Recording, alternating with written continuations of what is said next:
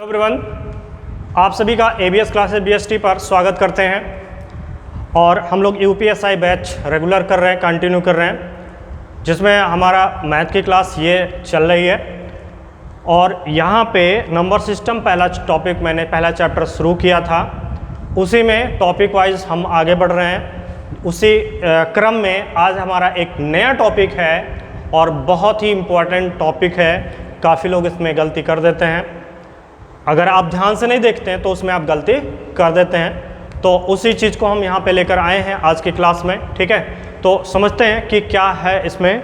देखिए यहाँ पे मैंने लिख रखा है शेषफल प्रमेय रिमाइंडर थ्योरम। ये होता वैसे तो अलजेब्रा का पार्ट है, लेकिन अलजेब्रा के साथ में उसका इस अर्थमेटिक में, यानी कि जो नंबर सिस्टम हमारा चल रहा है उसमें हम कैसे यूज करेंगे, इस बात को हमें समझना है, ठीक है। तो पहले अलजेब्रा के बेसिक पार्ट जो हैं वो हम समझ लेते हैं। तो इसमें होता क्या है, रिमाइंडर थ्योरम में हमको करना क्या होता है। जैसे आपको मान लीजिए कि एक पॉलिनोमियल px, पॉलिनोमियल को px यानी कि बहुपद एक होता है, ठीक है। ऐसे समझिएगा कि एक आपका इस तरीके से वैल्यू दिया गया है, ठीक। बहुत सारे लोग पॉलिनोमियल का मतलब नहीं समझ पा रहे होंगे, तो भाई याद होगा, अगर आप रियल क्लास में पढ़े तो ठीक है, नहीं याद है तो कोई दिक्कत वाली बात नहीं। यहाँ पे आप समझिएगा कि इस तरीके से एक वैल्यू लिखा गया है कि x² + bx + c, ये इस तरीके से एक वैल्यू लिखा हुआ है। और इसमें क्या करना है, एक दूसरा वैल्यू लिखा हुआ है जिसमें आपको x + a लिखा हुआ है, और इसको क्या करना है, px / qx करके हमको केवल और केवल क्या बताना है, शेषफल बताना है। केवल और केवल क्या बताना है, शेषफल बताना है, ठीक है। यानी हमें मतलब केवल है इस चीज़ में शेषफल से, ना कि हमें भागफल और भाग की पूरी जो लंबी प्रक्रिया होती है उससे कोई मतलब नहीं। हमको चाहिए क्या, शेषफल। तो डायरेक्ट जो शेषफल निकालने का तरीका होता है उसी को हम बोलते हैं शेषफल प्रमेय, यानी कि रिमाइंडर थ्योरम। बातें समझ में आ रही हैं? तो चलिए देखते हैं कि हम लोग कैसे इसको ज्ञात करेंगे, ठीक है। तो यहाँ पे शेषफल अगर आपको निकालना है केवल और केवल, तो जिससे भाग करना होता है उसके बराबर में क्या कर लेते हैं, 0 कर देते हैं। मीन्स आपका qx = क्या कर लोगे, 0। तो qx का जो वैल्यू है x + a = क्या हो जाएगा, 0। तो यहाँ से देखिएगा, यहाँ पे वेरिएबल मतलब चर और अचर दोनों बातें इसमें लिखी गई हैं। तो यहाँ से क्या करते हैं, हम लोग अचर का वैल्यू ज्ञात कर लेते हैं। तो वो अचर का वैल्यू हमारा कितना आ रहा है, -a आ गया, ठीक है। ये वैल्यू क्या करेंगे, जिसमें भाग करना था उसमें चर के स्थान पे अर्थात x की जगह पे रिप्लेस कर देंगे, मतलब उसके स्थान पे उसको पुट कर देंगे, ठीक है। तो हमें शेषफल मिल जाएगा। तो शेषफल बराबर आपका हो जाएगा, शेषफल बराबर p और x की जगह पे कितना आ जाएगा, -a। तो ये वैल्यू जैसे x था तो x यहाँ पे था, वैसे अगर -a आ रहा है तो सबकी जगह पे क्या आ जाएगा, -a, अर्थात -a का स्क्वायर + b -a और +c। इस पूरे का सॉल्यूशन करने के बाद जो एक वैल्यू आएगा वही क्या होगा, इसका शेषफल होगा। वही वैल्यू हमारा क्या होगा, इसका शेषफल होगा। बातें समझ में आ रही हैं? तो जो भी होगा, अब इसका एक हम ऐसा वैल्यू लेते हैं जिसमें आपको एक न्यूमेरिकल वैल्यू इसका शेषफल मिले, ठीक है। तो यहाँ पे आइए समझते हैं, एक एग्जाम्पल ले रहे हैं जिसमें आपको सारी बातें क्लियर हो जाएंगी। एक बहुपद है x² - 5x + 6, और इसको डिवाइड करना है, डिवाइड नहीं करना है, डिवाइड x - 2 से भाग देना है। से भाग देने पर शेषफल क्या आएगा, शेष क्या होगा, ये चीज़ हमको बताना है।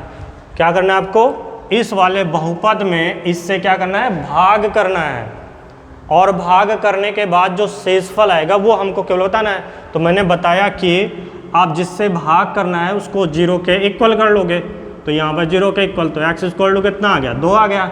और ये वैल्यू x के स्थान पे जिसमें भाग करना था उसमें पुट करेंगे और उसका पूरा सॉल्व करेंगे। सॉल्व करने के बाद जो एक वैल्यू प्राप्त होगा वही आपका क्या होगा, शेषफल होगा। तो ये वैल्यू इसमें पुट करते हैं, तो 2 का स्क्वायर -5 × 2 और +6। तो देखिए 2 का स्क्वायर 4, 5 दूना 10 और +6, तो 6 और 4 कितना हो गया, 10 -10, इसके साथ कैंसिल होगा, कितना आया, 0। अर्थात अगर इससे इसमें भाग करोगे ना, भाग की पूरी प्रक्रिया करने के बाद तब इस शेषफल क्या आएगा, 0 आएगा। तो ये जो तरीका है, ये जो मेथड है, वही हमारा क्या कहलाता है, शेषफल प्रमेय कहलाता है। ठीक है, मैं आपको भाग करके पूरा दिखा भी देता हूँ कि कैसे आ रहा है। X square minus 5x plus 6 ये बहुपद है और इससे भाग करना था x माइनस 2 से। इसमें जब आप भाग करोगे तो x टाइम पहले जाएगा। ठीक है, देखो कि स्क्वायर है, यहाँ पे 1 है तो एक्स स्क्वायर और माइनस 2x ये हुआ।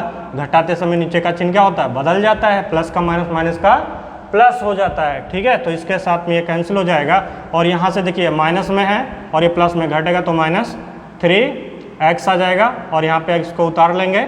तो अगली बार देखिए यहाँ पे जब यहाँ पे x है, यहाँ भी x है तो माइनस 3 टाइम जाएगा तो 3x माइनस 3x और माइनस माइनस प्लस 6।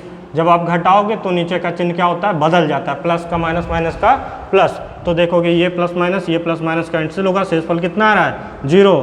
तो ये भाग की पूरी प्रक्रिया की गई है। ठीक है, ऐसा आपको नहीं करना है। जब आपको केवल शेषफल ज्ञात करना रहे तो आप इस तरीके का जो मेथड होता है इसको आप फॉलो करेंगे और डायरेक्टली आप आंसर पा जाएंगे। ठीक है, तो ये जो चैप्टर है आप सोचोगे कि मैं ये जो टॉपिक है वो क्यों बता रहा हूँ, इस नंबर सिस्टम वाले चैप्टर में इसकी कौन सी बात आ गई है, ये बात समझना है। तो उसके लिए आपको क्या करना है, ध्यान से आप समझिएगा। इस मेथड को हम क्या करेंगे, इस अर्थमेटिक यानी कि नंबर सिस्टम में जो न्यूमेरिकल वैल्यू से रिलेटेड क्वेश्चन होंगे उसमें हम इसका इम्प्लीमेंट करेंगे। मतलब उसका प्रयोग करके जो आपका नंबर सिस्टम के क्वेश्चन होंगे उसको बहुत ही आसानी से हम सॉल्व करेंगे। तो चलिए आइए देखते हैं अपने टॉपिक से रिलेटेड, यानी कि जो हमारे भर्ती परीक्षा, यूपीएसआई भर्ती परीक्षा में आने वाले क्वेश्चन किस टाइप के हैं उससे रिलेटेड क्वेश्चन की हम बात करने जा रहे हैं। चलिए आइए देखते हैं क्वेश्चन। तो चलिए देखते हैं हम लोग उस शेषफल प्रमेय जो हमने बताया उसका इसमें यूज कैसे करते हैं, इस बात को आप समझिएगा अपने अर्थमेटिक वाले पार्ट में। ठीक, तो ध्यान से समझिएगा। आपको लिखा हुआ है 19 के पावर में 100, मतलब 19 के घात में 100 को 20 से विभाजित करने पर शेष क्या होगा, ये चीज़ आपसे जानना चाहता है। तो हम उसका सिंपली तरीके से जो आपको बताया उसका प्रयोग करेंगे। तो यहाँ पे देखिए 20 से भाग करना, तो 20 को हम लोग क्या करेंगे, 20 को ध्यान से देखिएगा, 20 को हम लिख देंगे 19 प्लस 1 और इससे भाग करना था, इसके क्या कर देंगे 0। तो यानी 19 बराबर कितना आ जाएगा, -1। यानी कि जहाँ पे 19 है उसके यहाँ पे आप क्या कर दोगे, -1 कर दोगे। और -1 जब इसमें पुट करोगे तो -1 के पावर में कितना आ जाएगा 100। और जब इस पूरे का सोल्यूशन करोगे तो कितना आ जाएगा 1, क्योंकि यहाँ पे पावर सम है, सम है ना, तो सम में माइनस क्या होता है, हट जाता है। तो 1 में जब आप भाग करोगे तो क्या आएगा, वही ना आएगा। तो इसका आंसर कितना है, 1। बात समझ में आ गई ना। चलिए ठीक है, यहाँ पे देखते हैं हम लोग इसका नेक्स्ट क्वेश्चन। तो नेक्स्ट क्वेश्चन में आपको लिखा हुआ है 1931 के पावर में 221 के होल पावर में 428 को क्या कर रहे हैं, 1932 से भाग करना। देख रहे हो ना कितना लंबा लिखा हुआ है, लेकिन अभी देखिएगा बहुत ही आसानी से आप सॉल्व करोगे। यहाँ पे लिखा हुआ है 1931 है और इससे क्या करना है, एक ज़्यादा से भाग करना। तो 32 को इस क्या करोगे, तोड़ दोगे। तो यानी इसके जगह पे देखिए जब एक ज़्यादा हो तो इसके जगह पे क्या रखोगे, माइनस में 1 रखोगे। अगर यही एक कम होता, जैसे मान लो यहाँ पे 1931 है, अगर ये 1930 होता तो यहाँ +1 लेते हैं। बात समझ में आ रही, और वो वैल्यू डायरेक्ट उसमें पुट कर देते हैं। समझ में आ रहा है, ठीक। तो ये जब वैल्यू आप इसमें पुट करोगे तो देखिए यहाँ पूरे में 221 है, माइनस आएगा तो -1 के पावर में इस पूरे का सोल्यूशन -1 आएगा। ध्यान से समझिएगा, इस पूरे का इतने का सोल्यूशन कितना आएगा, -1, और उसके पावर में कितना है 428। कितना है 428। अब इसको जब सॉल्व करोगे तो देखिए ये सम हो गया, और सम हो गया तो माइनस क्या होगा, गायब, मतलब ख़त्म। तो कितना बचा 1, और 1 में किसी भी नंबर से आप भाग करोगे तो कितना आएगा, 1 ही आएगा शेषफल। तो 1 में भाग जाएगा नहीं तो शेषफल कितना हो जाएगा, 1। ठीक है, तो ये आपका यहाँ पे इसका बी पार्ट सही है और इसका आपका डी पार्ट सही है। ओके, चलिए देखते हैं हम लोग नेक्स्ट क्वेश्चन। तो चलिए आज देखते हैं हम लोग यहाँ पे तीसरा क्वेश्चन हमारा आ चुका है। तीसरा क्वेश्चन, इसमें आप ध्यान से देखिएगा, लिखा हुआ है 9 के घात में 19 प्लस 6 को 8 से विभाजित करने पर शेष क्या होगा? 4 ऑप्शन आपके हैं। अगला क्वेश्चन जो है 9 के घात में 19 प्लस 2 को 8 से भाग देने पर शेष है, वो भी ऑप्शन में दे रखा है। तो पिछले 2 क्वेश्चन में क्या था, एक ज़्यादा से आप भाग कर रहे थे, ठीक है, तो -1 रख रहे थे आप। अब की बार क्या है, एक कम है तो प्लस में 1 रख दो, ठीक है। तो प्लस में जब 1 रखोगे तो 1 के घात में 19 और प्लस कितना 6, तो कितना आ जाएगा इस पूरे का मान? 1 और प्लस 6 तो कितना हो गया? 7। तो 7 क्या है? इससे कम है, यानी कि यही क्या होगा, इससे भाग जाएगा नहीं, तो शेष यही आपका आंसर होगा। समझ में आया?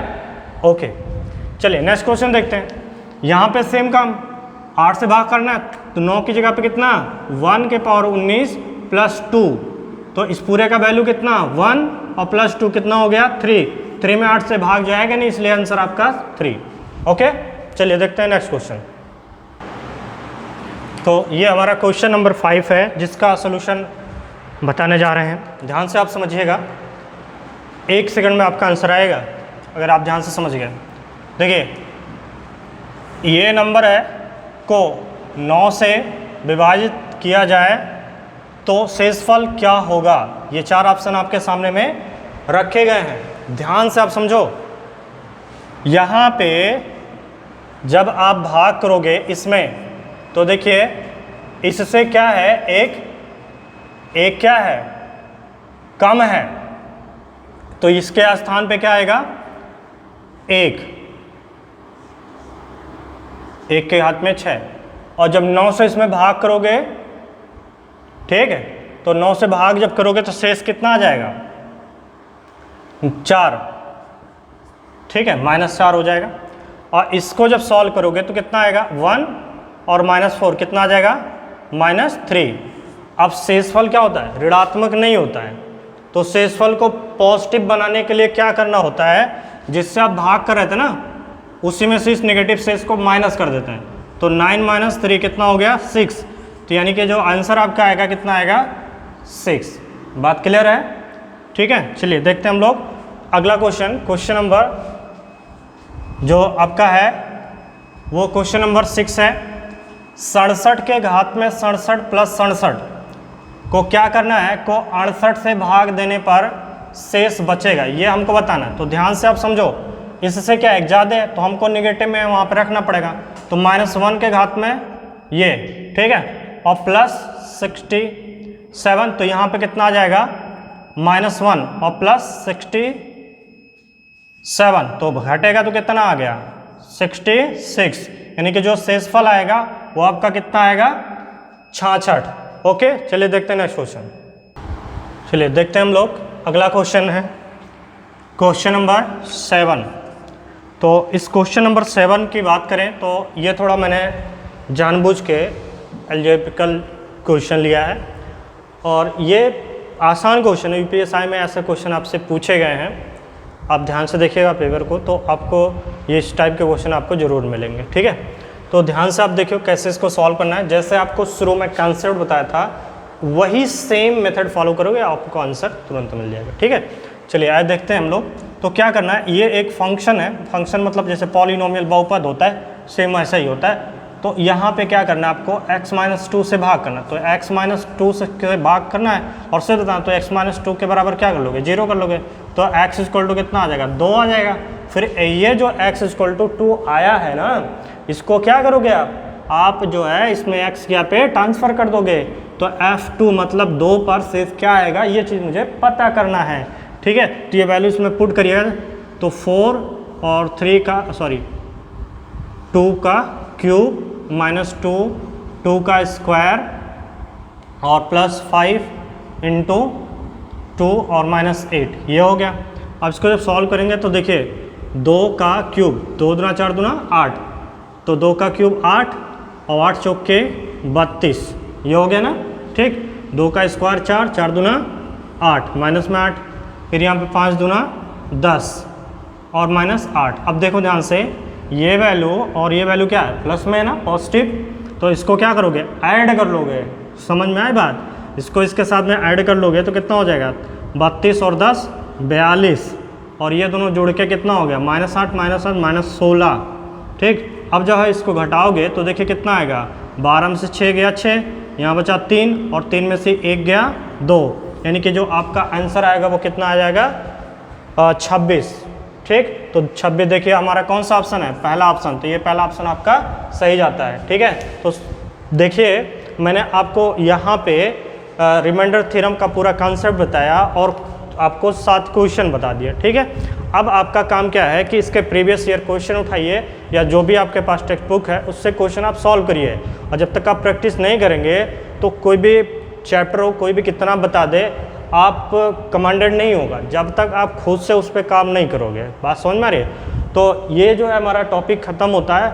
अब हम मिलेंगे नेक्स्ट क्लास में। ठीक है, नए हेडिंग के साथ में, ठीक है, नए टॉपिक के साथ में आएंगे। तो उम्मीद है कि लगभग ये समाप्त होने वाला है, बस एक और क्लास लगेगा जिसमें हम बचे हुए जितने भी चीज़ें होंगी नंबर सिस्टम का वो कंप्लीट कर देंगे। यानी कि आज अगर हमारी ये 8वीं क्लास है तो 9वीं क्लास में नंबर सिस्टम कंप्लीट होगा और 10वीं क्लास में पूर्ण रूप से हो जाएगा। पूर्ण रूप से कहने का मतलब ये हुआ कि प्रीवियस ईयर का क्वेश्चन भी तो सॉल्व करने के लिए हमने बोला था, तो उसको भी मैं यहीं पे करवाऊंगा। तब आपको पता चलेगा कि जो हमने 7-8 क्लास पढ़ी है उसका कुछ यूज हो रहा है कि नहीं हो रहा है। बात समझ में आ रही है? ठीक है, तो आप लगातार जितना भी मैंने बताया उसको आप रिवाइज करते रहिए, जिससे आप प्रीवियस ईयर का जब क्वेश्चन सॉल्व करेंगे तो आप फटाफट जल्दी आप उसको कर पाएंगे। ठीक है, ओके, थैंक यू।